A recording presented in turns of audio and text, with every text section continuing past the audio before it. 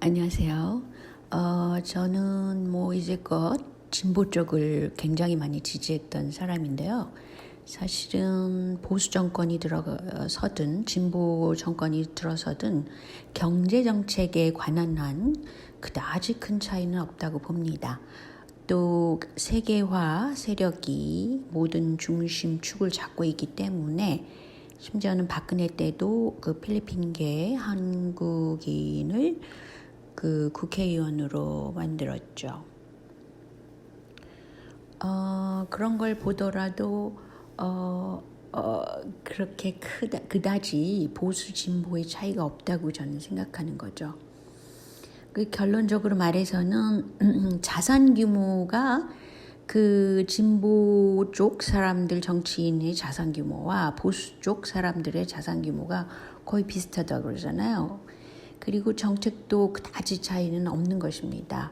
제가 보여드렸듯이 이전의 동영상에서도 보여드렸듯이 그 중도 문제에 관해서 참 보수가 없기 때문에 이런 거를 다루지조차 하지 않고 있잖아요. 그리고 그 문화재청장을 노무현 대통령이 임명할 때도 친일계를 임명을 했고요. 그 사람은 문화재에 관해서 그다지 아는 바가 없는데도 말이죠. 어쨌든 결론적으로 말해서 자산 운용, 즉 돈의 흐름의 운용을 담당하는 것이 그 세계화 세력이라는 것이죠. 그래서 결국은 한국에 어떤 결과를 내느냐, 그것은 다 아시다시피 중산층이 쪼그라들고 또 그 젊은이들이 아이를 안 낳고 노인층은 늘어나고 이런 정책으로 이런 사회 현상을 보인다는 것이죠. 그래서 어떻게 좌익이다 우익이다 이것은 하나도 그 현대 사회를 볼 때는 중요한 것은 아닙니다. 단지 자국 중심으로 정책을 운영하는가 아니면 세계화를 위한 그런 정책을 운영하는가 그 두 가지 차이라고 보는 거죠. 물론 세계화를 추진하는 세력으로서는 어떤 한 나라가 모든 걸 오픈해가지고 세계화를 위한 정책을 끌고 가는 것만이 목적입니다. 그렇지만 그 사이에 겪는 것은 중산층이 쪼그라드니까 사각지대가 나타나잖아요. 생존권의 위험을 받고 생활권이 없고 이런 식으로요. 그래서 이제 문제가 되는 거죠. 이제 이것을 기본소득제로 어떻게 막아낼 것인가. 4차 혁명을 맞이하면서 그럴 수밖에 없다. 이렇게 이제 결론이 나지만 실질적으로 정책적으로 이게 어느 정도 적용될 건가는 아직 미지수죠. 그래서 제가 말씀드리고 싶은 것은 한국은 뭐예요? 삼성이라는 대기업이 있지만 모든 게 박정희 이하 대기업 중심으로 모든 것이 운영되고 있었죠. 이제는 이제 대기업 자본력에 그 외자가 들어가서 외자의 퍼센테이지로 보면은 40% 이상입니다. 그 주식 시장에 있어서. 그리고 그 우량주 그런 거에 대해서는 90% 넘고 그래요. 그러니까 많은 사람들이 이 우량주에 대해서 잘 모르시고 있더라고요. 어쨌든 그런 구조를 하고 있어요. 그래서 한국에서 전쟁이 나느냐? 그건 있을 수도 없죠. 이렇게 자본시장이 오픈되어 있는 황금알을 낳는 그런 곳을 어떻게 전쟁을 일으키겠어요? 누가 됐든 말이죠. 그래서 자본 중심으로 짜여진 정책이 특징적이라는 겁니다. 그런데 이제 제가 보여드릴 것이 뭐냐면요. 그 한국은 카드 사용이 굉장히 많습니다. 그래서 역으로 말하자면 현금 사용이 적다는 거예요. 여기 보시면 이 도표를 보시면 아시겠지만 일본, 독일, 프랑스, 영국, 미국 심지어는 이런 큰 나라보다도 엄청 적은 것이 현금 사용률입니다. 2018년 자료예요. 근데 이렇게 현금 사용을 줄이게 된 이유는 카드 사용을 늘렸기 때문이죠. 근데 그 카드 사용을 늘린 정책을 쓰신 분이 김대중 대통령이죠. 김대중 대통령이 현금 사용보다 카드 사용을 늘릴 수밖에 없었던 것은 갑작스럽게 그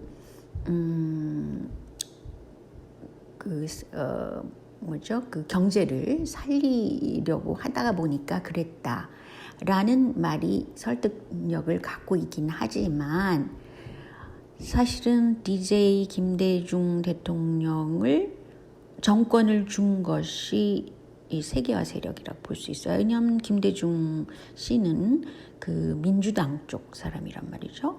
그동안 뭐 공화당 뭐 이렇게 그 권력 집중을 가지고 뭐 쿠데타 세력이라든가 이런 쪽으로 가서 대기업은 키워졌는데 보니까 세계화 세력이 볼 때는 틈새가 많다는 거죠. 그래서 특별히 그 IMF를 갖게 된 거는 김영삼의 잘못이 아니라 사실은 전두환 때의 자본시장을 오픈해버렸습니다. 한국은. 그리고 민영화를 많이 시켰어요.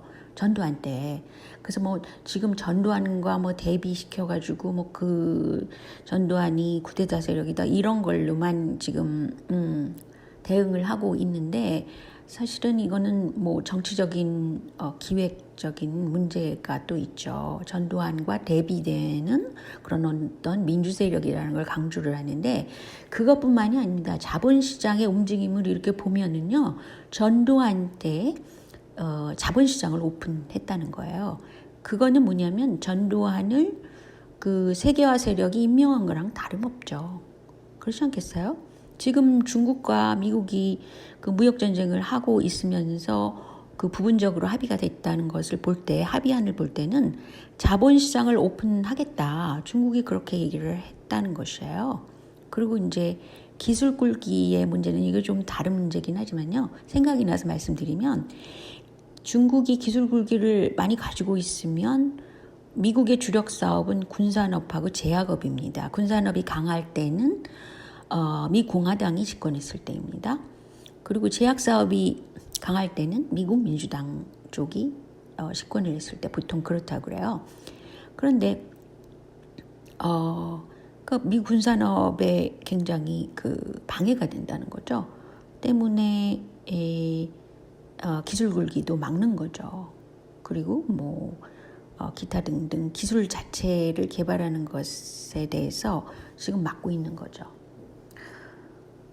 다시 이제 IMF 체제로 돌아가서 그러니까 자본시장을 오픈해가지고 김영삼 때는 어떻게 했냐면요. 국제기구에 가입을 했어요. 시켰겠죠. 그게 뭐 혼자 뭐 가입을 하겠다고 그래서 되는 건 아니고 국제기구에 가입을 시키고 물론 문민정부로서 김영삼 정부가 한 것은 부패도 많이 줄였고요. 또 금융실명제 했고 또 하나회를 해체했고 뭐 여러 가지 좋은 상징적인 그런 것은 했지만 그 IMF 구제에 들어갔다는 거예요. 근데 IMF를 흔들고 있는 세계 기구라는 것은 일본의 로비력이 강한 그런 소로스가 사실은 국제기구를 많이 흔들고 있잖아요. 그런데 좌우하고 있죠. 김영삼 당시에 WTO랑 OECD 가입을 해가지고 어떤 세계화를 시킨 거죠. 그런데 이렇게 되면 국제기구에 걸맞는 어떤 목표치, 퍼센테이지, 뭐 금융지수라든지 이런 거를 강요당하게 돼 있죠. 근데 제가 이제 찾아보니까요, 얼마나 그 일본의 그 교묘한 힘이 작용하는가 하면요, 이 IMF를 맡게 된 아주 결정적인 게 전 세계를 향한 그런 막강한 그룹이었던 대우그룹이 있었잖아요. 근데 대우그룹이 이 매출이 올라가면서 이게 기업 부채를 갖고 있었기 때문에 그다지 큰 문제는 아니었었다 그래요 당시에. 그런데 1998년도 10월 말에 증권사 노무라 증권, 이걸 기억하셔야 됩니다. 노무라 증권 리포트가 나옵니다. 그런데 물론 뭐 그것을 말한 사람이 뭐 미디어를 통해서 쫙 퍼뜨리고 이런 것은 또 다른 문제죠. 얼마나 한국이 그런 거에 휘어말릴 수 있는 그런 미디어 구조를 갖고 있을까. 이런 것도 또 생각해 볼 문제가 있죠. 그래가지고 이 노무라 정권에서 대우그룹이 굉장히 위험하다. 이런 것을 말을 했어요. 리포트로 작성을 해가지고. 그러니까 증권시장이라는 게 얼마나 중요합니까? 자본이 오가는 그런 시장이니까요. 그래서 대우그룹이 이제 폭망하게 된 거죠. 이 배후에는 대우가 박정희와 막역한 또 사이였다고 그래요. 그래서 이걸 볼 때는 다르게 해석하는 사람들도 있죠. 그리고 또 삼성 자동차에 대한 그 욕망 이 당시에 강해서 뭐 기아차와의 문제 뭐 이런 것들이 또 있다고 또 해석을 하죠. 그래서 뭐 어떤 것을 해석으로 잡든지 간에 제가 볼 때는 그렇습니다. 자본력을 통해서 IMF 체제에 들어가게끔 문민정부를 만들지 않았을까 이렇게 생각하는 거예요. 왜냐하면 한국의 현금 사용이 유독 낮아요. 그래서 이제 카드 사용을 굉장히 많이 하는 나라가 한국인데요. 이 경우 카드 수수료를 굉장히 많이 내게 되죠. 그러니까 영세 자영업자 측에서는 굉장히 안 좋은 편이죠. 그냥 앉아서 돈을 내주고 있는 거고요. 소비자 입장에서도 앉아서 돈을 그 카드 회사에다가 주는 거고 수수료를 내는 거고 뭐 삼성카드는 더 큰 국제카드와 또 연결돼 있고 또는 금융과 연결돼 있고 이런 관계에 있을 거예요. 그런데 왜 DJ를 안 쳤을까? 이거를 보면은요, 그 문민정부 이후에 어느 정도 이제 자본시장이 오픈이 됐겠죠. 그리고 막 흔들어 놓으려고 하다가 보니까 되도록이면 미국 민주당이 이끄는 정책으로 가게끔 만드는 것이 소로스거든요. 그리고 뭐 소로스의 배우는 사작가였고요. 그래서 지금 현재는 어느 정도 그 밀착 관계가 있는지는 잘 모르지만 아무튼 그 트럼프를 공격하는 게 소로스 미국 민주당 쪽입니다. 그래서 뭐 그건 그렇고요. 그렇기 때문에 지금 가만히 보면은요. 왜 카드 사용이 이렇게 많아졌을까라는 걸 저는 말하고 싶습니다. 그래서 오히려 금융 자체의 불안정성을 많이 갖고 있어요, 지금. 그래서 한국에 지금 현재 사각지대가 나타난다. 뭐 생존의 위험을 겪고 있는 가구가 늘어난다. 이런 것도 다 이렇게 과거와 연결되어 있는 겁니다. 근데 김대중 씨가 탄압을 받고 일본에 있었잖아요. 근데 굉장히 김대중 씨는 일본 문화를 많이 한국에 받아들이고 그랬어요. 정책적으로 이렇게 보면은 뭐 만화 사업을 오픈한다든지 뭐 이런 식으로요. 근데 왜 그런 정책을 펴게 할 수밖에 없었을까? 뭐 이런 거를 생각해 볼 수 있잖아요. 근데 미국의 정보기관인 그 CIA가 미국 민주당 쪽 사람들이거든요. 그런데 이제 DJ가 일본에 있었는데 그 DJ를 픽업해가지고 한국에다가 그냥 놓은 거죠. 그래서 문민정부를 이어가라. 그러면 자본시장을 좀 더 오픈하고 뭐 카드 사용을 늘리고 뭐 금융이 한국을 중심으로 되지 못하도록 그런 쪽으로 이끌었다고도 볼 수 있어요. 다행히 한국에는 그 무거운